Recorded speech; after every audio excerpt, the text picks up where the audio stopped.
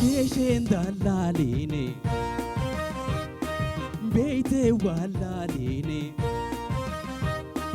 geeshen dallaaline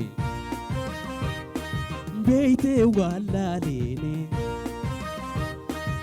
ijaakula goote tesena laaline tesena laaline tesena laaline awe awe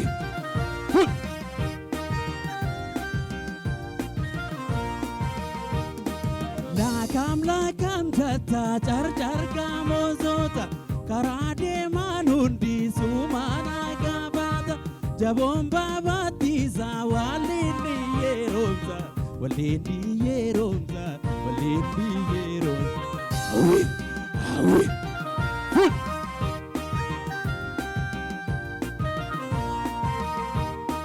la shala shonta la yata mormagawe itiboyan niftu yomaga kedawe situ ke sanjire mani golgolawe mani golgolawe mani golgolawe awe awe azinjirare wahira mere anudu mere nidera rare azinjirare anudu mere su awe awe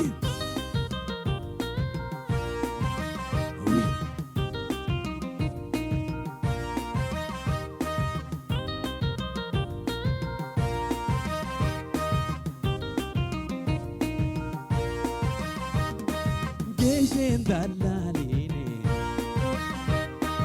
beeyte wallaaline geeshen dallaaline beeyte wallaaline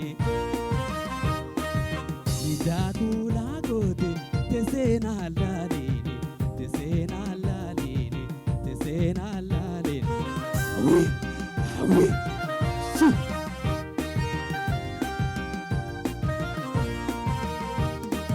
Nyaranati gure ape wanan bedu akala luganan awazin argatu marade jalala rabu managatu rabu managatu rabu managatu awe awe si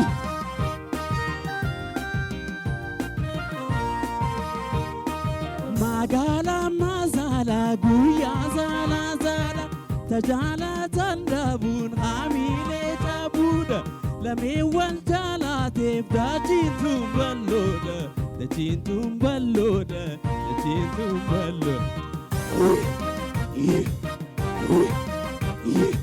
azinjirare wahira mere nidera rare azinjirare shakoyedare anudu mere wahira mere azinjirare oh wow wow wow wow wow wow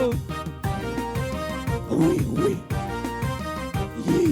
azinjirare wahira mere anudu mere azinjirare wahira mere nidera rare azinjirare anudu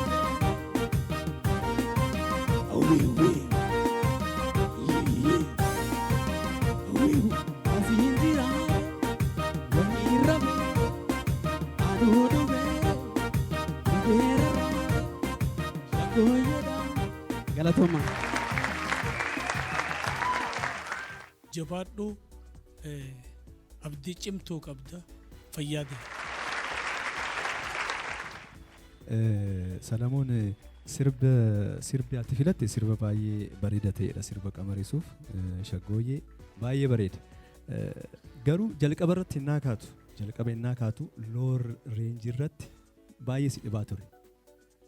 Sirriitti si dhaggeeffachaa waan tureef piichii keessaa ba'aa turte. Innaa televezyiiniidhaan darbu daawwachuu dandeessa. Inni lammataa bareechuu irratti hanqinni jira. Ornaament kiilolummaa sirriitti itti dabalanii sirbuu irratti hanqinni jira. Isa kana sirreessuu qabda. Sagalee isa gadi bu'u irratti hanqinni jira. Kana sirreessuu qabda. Plus reenjiin sagaleen kee dhiphoodha. Amma Yeedaloo isa ba'u irratti baay'ee of qusachaa turte. Na isa jedhu irratti of qusachaa turte. Maaliif qarqara isaa hin tuqu kan jedhu yaada akkasii meebii of keessatti qabaachuu dandeessa. Afaan kee sirriitti bantee sirbuu qabda sirriitti jechuudha. Kana sirreessuu qabda akka marsaa kanaatitti gaadha jedhee yaada. Marsaa sadaffaa irratti innaa dhuftu garuu hanqinaalee amma sitti himame kana sirreessuun dirqama jechuudha. Milkoofteerti.